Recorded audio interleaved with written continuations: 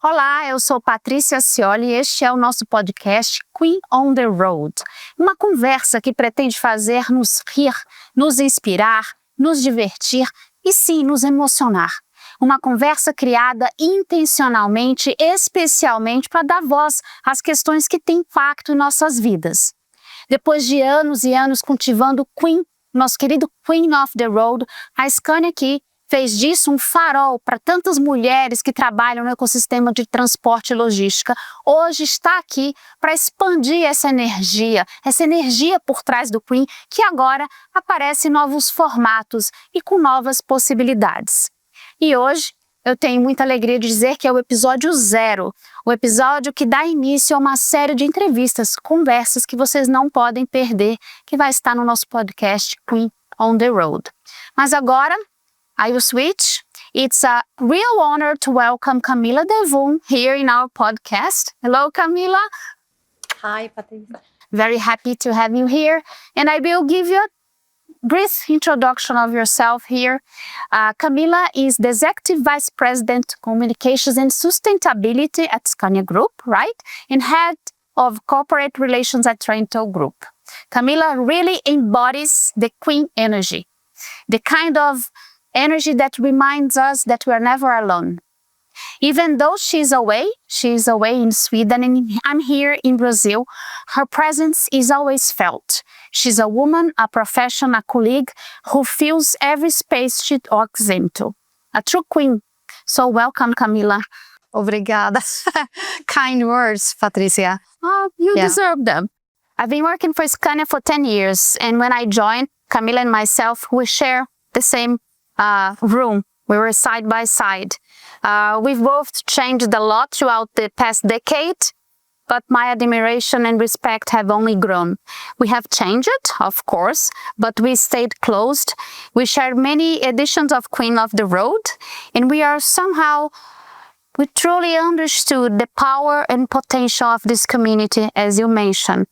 And you are the person that truly made that special. You are a sponsor of the project, especially when we are talking about the corporate world. We need sponsorship to do things, to make it real, because just talking about doing something isn't the same as actually doing it. And here we are doing it. If you could tell us, who is Camilla from yourself? Who is Camilla from Camilla? Would you describe yourself? All right. Well, it's a very open question. Where do you want me to start? Well, what made you to start, be here today at Scania? What interests you? And that's really a good question. I think that I was not really thinking of the transport business as my business when I was studying. But I had the opportunity to write my thesis for Scania. And I fell in love with the culture. And also I realized that this business is something special, because this business is so much bigger than a lot of other businesses, because this is really the bloodstream of a society. This means something to all of us, because the society would stop without this. I'm trying also to tell young people that, because I think that also a lot of us think as the transport business would be quite traditional, and it's really the opposite, because here you can make a change for the world. So you can be part of a transition and drive the sustainability, as we say. So, well, since you touch upon generations, I must ask you, what kind of influence your parents had on your choices and how you see the world today? Yeah. I think that we all are, of course, receiving a lot from our parents. And then I can tell that, so my father was an artist and my mother was a therapist for anorectic young people. So I'm really not coming from a heavy industry type of upbringing. But what I got with me, I think, is a family that were very open to different perspectives, really lot lean into a human touch of in different ways, I would say, either if it was art or if it was really to work with people, and how much it brings to open up and really, I think what I get let's say, the interest of what different perspectives different people can give you. That was probably the main, part that and drive for who I am and how I like my life and so on. So your choices have been kind of diverse on that. Yeah, really, yes. Well, but what about the next generation? You have children, right? Yes. How do you see and how your children inspires you today? Oh, they learn me. They teach me so much, and I learn every day, I would say. And I think they have also been inspired of learning and being taught about different parts of the world, cultures and so on. So right now I have my youngest daughter, she's studying in Africa, and the oldest daughter, she's right now in Thailand and she's backpacking. So, but what they teach me is also to see upon the world in a different way, because they are brought up they were partly brought up in Brazil also, and then they have mainly been, of course, brought up in Sweden, but in another generation. And you can learn so much, I think, from younger people. They see upon things differently than you do yourself. And just to listen to them and to understand where they're coming from, and not, try to impose my picture of the world on them, that teaches me a lot. Well, coming from a background that gave you this perspective on diversity and taken from your children that also gives you that, I'd ask you about the culture differentiation. We know that into the organization dynamics, culture plays a very important role. You have lived abroad, and then you have experienced different kinds of cultures, not only Scania culture, but the country culture. How do you see as a woman when it comes to equality, gender equality? Do you see big differences? How do you take this for yourself? We have been living in Latin America, in Brazil, and then in Sweden. What would be your takeaways on that issue? No, I think that we all are biased. We come from different cultures, but if you are able to take out those, let's say, the shells that you have built up by the national culture or a family culture and so on, I think that we as human beings are the same in the end. We want to be seen, we want to be appreciated, and we want to feel comfortable about sharing who we are, and then we can actually become more of ourselves. And that I feel, I've been living in, as you say, in Latin America, in different countries, in Europe, in different countries, in the US and in Africa, and in every place, I think it is the same if you can take out that. But you have to, of course, understand the context of the culture, because that will give you, I'll say, clues on how to get through that, and why people act like they do in a certain environment. So how to navigate into that culture. Yeah. It puts a little bit of frames into things. Yeah. What about this whole of a leader? Female leadership and then leaders as a whole. Do you see a differentiation when it comes to this whole of leaders? Do you think it's for women it's harder, or used to be and now it's more common? How do you see that scenario? I think that in the end, if we can take out shells of things, it doesn't matter if you're male or female leader. But of course, there also you have preconception of how a woman should be, and I think that is important to try to erase from yourself, because it is a human being you meet, and the leadership style, if it is what we talk about, can be. It's depending on the person and the concept of the person and the background of the person and the personality a lot. And also how the person feels in the environment it's operating in. But the other part of leadership is, of course, that you have a very important role to be a role model in how you want it to be, and how you want people to feel comfortable, and how you want people to be able to share their full perspectives on things. And that I think a male or female leader can do. It doesn't matter, but you have to use all your strengths, and you have to love to do it. Yes, that's for sure. Yeah. We have had the discussions about the leadership features or characteristics that would support a better leadership. Do you see anything that it's a must when you're a leader that you think you should have from your, of course, experience? I think that you must love people and you must love other people to succeed. I think that's the basis for it. If you're a leader because you want to be seen yourself or be in the spotlight yourself, I don't think that you become the best, because you have chosen to be a leader to be good for others and to make other people grow.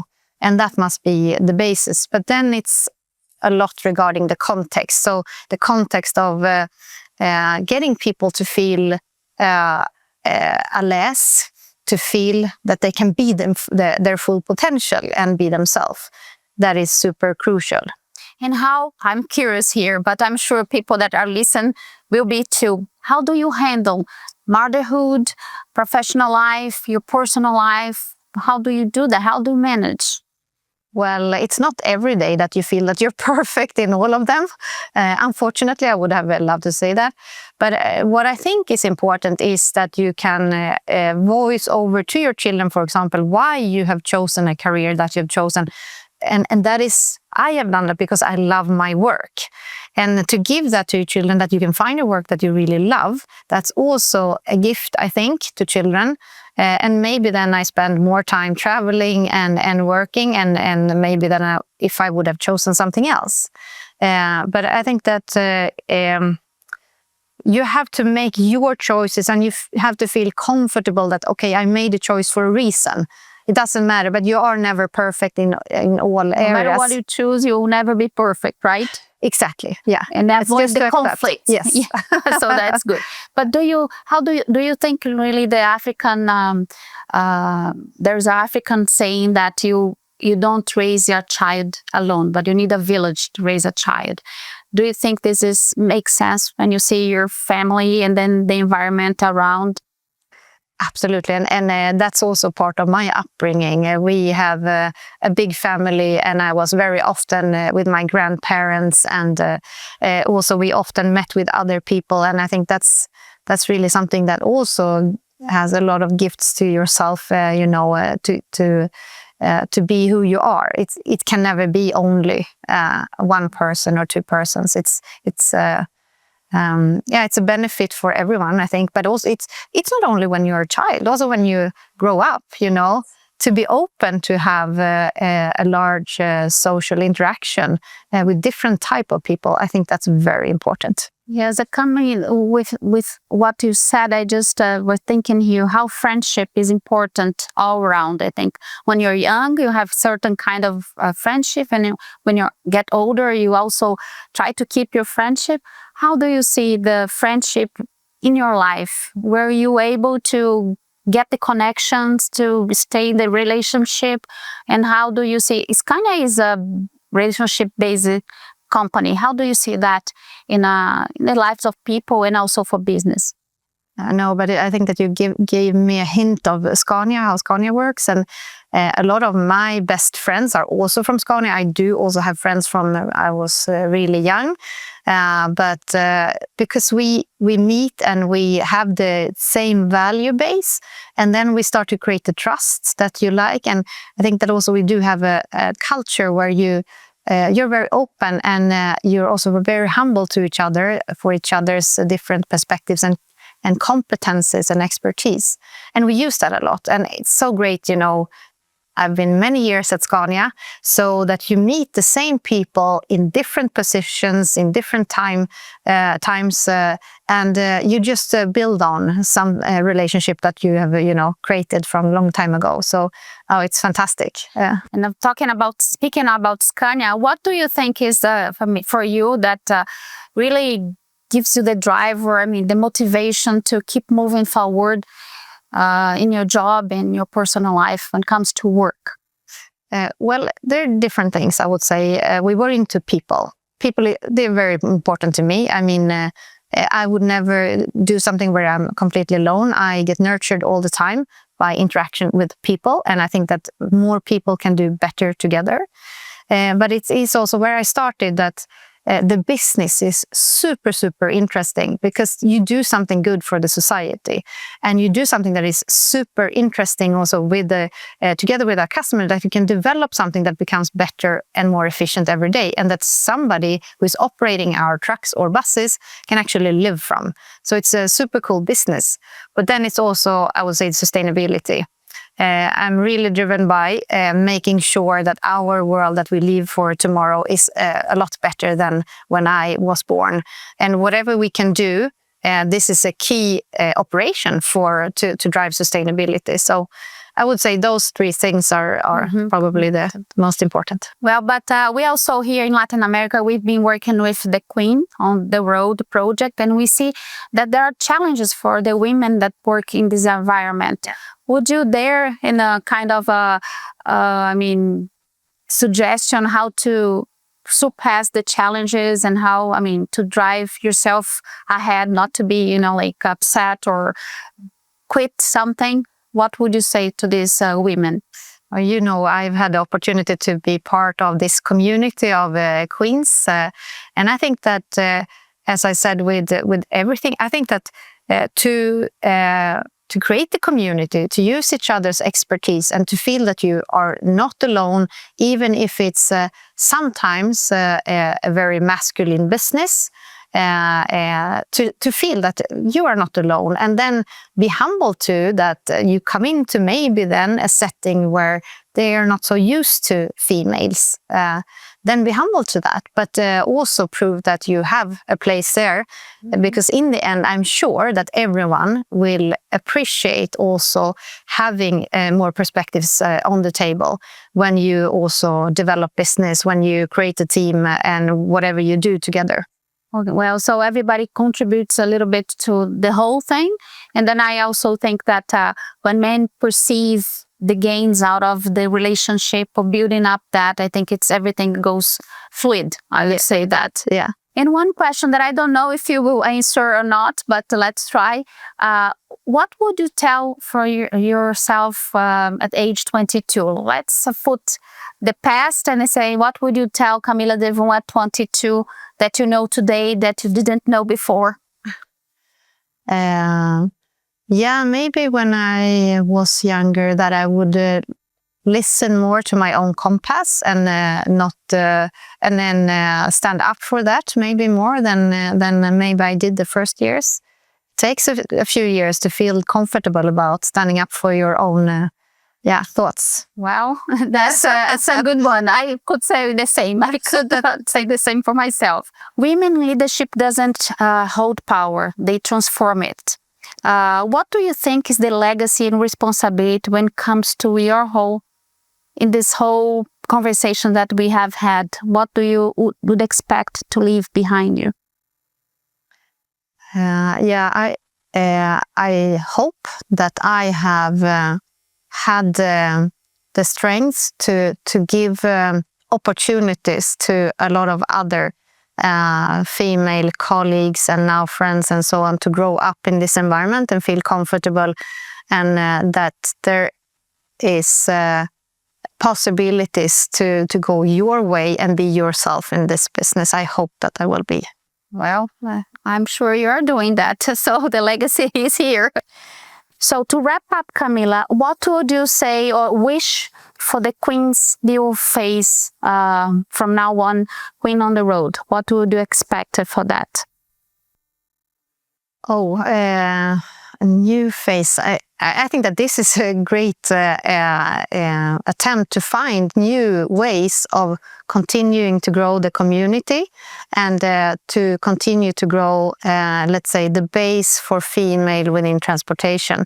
And there are probably a lot other ways, but I think this is never stop. Never stop. Find new ways, new methods, new channels, because we all need it. Yes. Gostaria de convidar a todos para assistir os próximos episódios do Queen on the Road. Eles vão estar no canal YouTube da Scania Latin America e no Instagram, @MundoScania. Foram conversas profundas e significativas com pessoas que se preocupam em fazer o mundo melhor. Colocamos o nosso coração nesse projeto para que todos consigam fazer a mudança que a gente tanto quer. É isso? Vamos juntos? Muito obrigada e obrigada, Camilla. Muito obrigada.